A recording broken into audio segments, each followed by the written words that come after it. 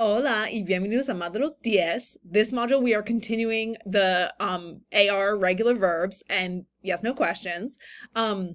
So it's similar readings and listenings to the first one. On listening, there's something you can listen to practice, see if you understand. You can email me if you have questions about that. Also here we have something that says upcoming assignment final project. So the final project is due in modules 14 and 15. So I don't want you to start working on it now. We actually still have 2 more topics that we have to cover before you actually start working on it.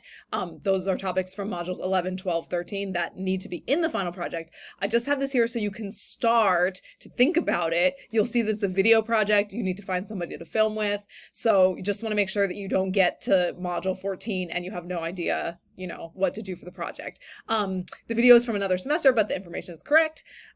So yes, just look through that and let me know if you have questions. Again, not to start working on it, just to start thinking about it.